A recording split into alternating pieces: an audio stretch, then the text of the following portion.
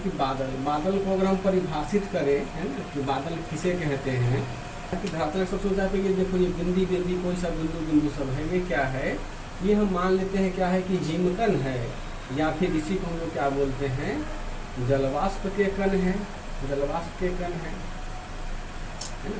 तो इसका जो समुच्चय होता है, गुच्छा होता है, उसी गुच्छा को हम क्या बोलते हैं, बादल कहते हैं। बादल और कुछ नहीं, बादल क्या है, अब यूँ समझो कि बादल और कुछ नहीं, बादल क्या है, वास्तव में बादल जलवाष्प के क्या है कि जलवाष्प का जो हिमकण में परिवर्तन होता है, बर्फ के कण में परिवर्तित होता है, उसके समुच्चय, उसका समुच्चय। क्लियर है। और ये सक्रिय समुच्चय होता है, क्योंकि हमारे वायुमंडलीय परिवेश में जितनी भी प्रकार की वर्षाएं होती है, वर्षा होता है, वो सारा का सारा वर्षा जो होता है, ये बादल के कारण ही होता है। क्लियर है। अब देखिए, बादल है तो बादल में क्या होगा, बादल की अपनी दिशा होती है और बादल का अपना गति होता है। क्लियर है। तो बादल की दिशा और गति, इन दोनों को जिस मेजरमेंट से ना, उसको हम लोग कहते हैं नेपोमीटर। ये ध्यान रखिएगा, पाया जाएगा तो केवल क्षोभ मंडल में पाया जाएगा। समझना, ऊंचाई के आधार पर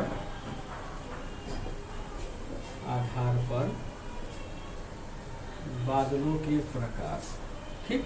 अब देखो, ऊंचाई के आधार पर बादलों के 4 प्रकार हो। पहला होता है ऊंचा मेघ, दूसरा होता है मध्य मेघ, तीसरा होता है निचला मेघ, चौथा होता है ऊर्ध्वाधर विकास। ऊंचे मेघ जो होता है वो क्षोभ मंडल में 6000 से लेकर के 12000 मीटर तक पाया जाता है। मध्य मेघ पाया जाएगा 2000 से लेकर के 6000 मीटर, है ना। निचला मेघ जो होता है वह धरातल से, यानी पृष्ठभूमि से, धरातल से 2000 किलोमीटर, सॉरी 2000 मीटर, है ना। यानी यूँ कहें कि धरातल से 2 किलोमीटर ऊपर। ठीक।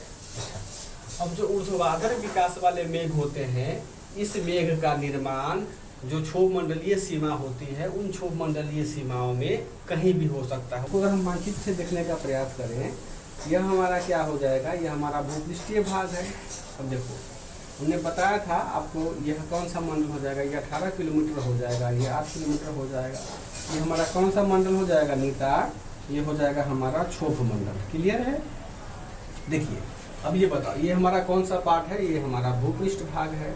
भूपृष्ठ भाग है, या फिर इसी को हम लोग क्या बोलते हैं, धरातल कहते हैं, है ना, जहाँ पर हम लोग रहते हैं या खेती बाड़ी होती है।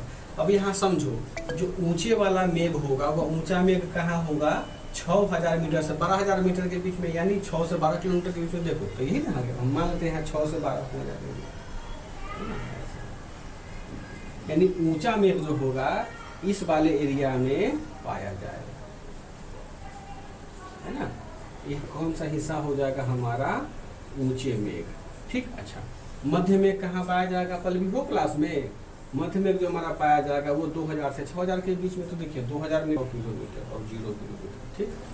देखिए, तो मध्य मेघ हमने क्या पढ़ा है कि मध्य मेघ जो पाया जाता है वो 2000 से 6000 मीटर तक पाया जाएगा।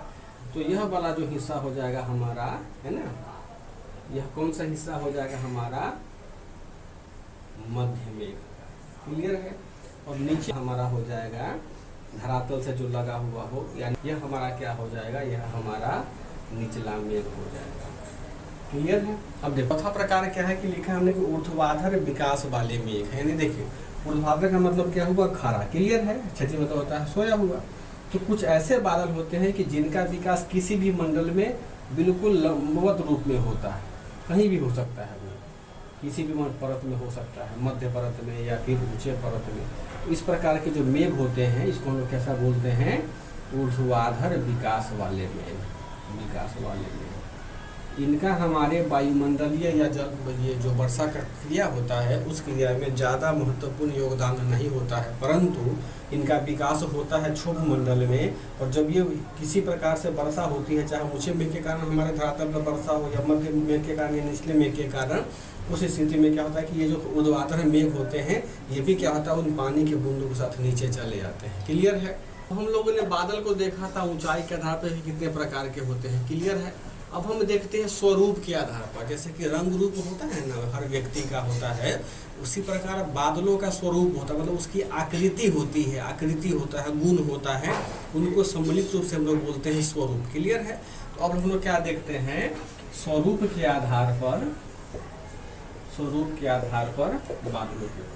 स्वरूप के आधार पर बादलों कितने प्रकार हो जाएंगे? 4 प्रकार। स्वरूप के आधार पर बादलों के प्रकार होते हैं, उनको हम लोगों ने बांटा है 4 प्रकार में। क्लियर है? पहला भाग होता है पक्षाप, जिसको कि अंग्रेजी में सीरस बोलते हैं, CIRRUS। कई बार आपको बीपीएससी में पूछ देगा सीरस। क्लियर है? पक्षाप नहीं भी पूछता है। और फिर इसको स्तरी को न देकर के आपको लिख बोल देगा स्ट्रेटस, स्ट्रेटस।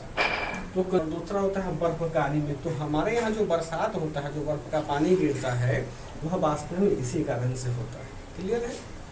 बर्फबारी में के कारण होता है। तो आपसे यही अल्ट क्यूज देगा, फिर यहाँ पर रेन क्लाउड लिख देगा आपको हिंदी में, है ना? तो ध्यान रखिएगा, फिर आपको कंफ्यूज नहीं होना है। बादल को देखा, ऊंचाई के आधार पर 4 प्रकार होते हैं। फिर स्वरूप के आधार पर कितने प्रकार होते हैं? 4 प्रकार होते हैं। 8 प्रकार तो हो गया। अंतर्राष्ट्रीय ऋतु विज्ञान परिषद ने बादल को और अच्छे से समझने के लिए जो हम लोग 8 प्रकार के बादल का भी चर्चा किए हैं, उन बादलों को और अधिक उप प्रकारों में बांटा है। क्लियर है? जैसे कि हम अब सीधा चर्चा करेंगे, जो बादल का ऊंचाई के आधार पर जो बादल हम लोगों ने पढ़ा है ना, उस ऊंचाई में क्या किया है और स्तरीकरण कर दिया है। यानी ऊंचाई वाले बादल में ही ना क्या किया है कि स्वरूप वाले बादल को घुसा दिया, मतलब यूँ समझिए। क्लियर है? तो हमको बेसिक किसको मानना है? बेसिक हमको ऊंचाई के आधार पर मेंशन करना है। ऊंचाई के आधार पर ही स्वरूप जो होगा इसके अंदर में काम करेगा, अंदर में बादल आएगा। क्लियर है? अब हम लोग देखते हैं। ठीक, देखिए इनके अनुसार इन्होंने बादल को क्या किया है, विभिन्न प्रकार के विभिन्न उप प्रकारों में विभक्त किया है। अब हम उप प्रकारों को देखते हैं। ठीक, देखो सबसे पहले इन्होंने, देखिए हम लोगों ने सबसे पहले क्या पढ़ा था? ऊंचाई वाले में पढ़े थे ना कि ऊंचे मेघ पढ़े थे, है ना? पढ़े थे ना पहला जी, अंतर्राष्ट्रीय ऋतु विज्ञान परिषद के वैज्ञानिकों का।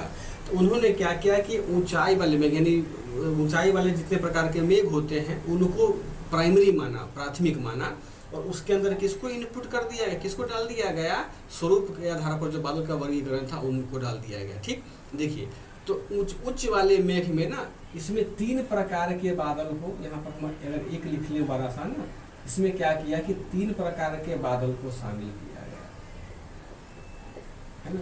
इसका मामला हो गया खत्म। यानी जो ऊंचे मेघ था, उस ऊंचे मेघ में यह 3 प्रकार के 3 समूहों के उप प्रकारों में क्या किया, विभक्त किया गया। ठीक, अंतर्राष्ट्रीय ऋतु विज्ञान परिषद ने ऊंचाई के आधार पर और स्वरूप के आधार पर जो विभिन्न प्रकार की बादलों का संरचना था, संगठन था, उसको क्या किया, कंपाइल करके उन्होंने कहा कि नहीं, हम उनका विभिन्न उप प्रकारों में विभक्त करेंगे।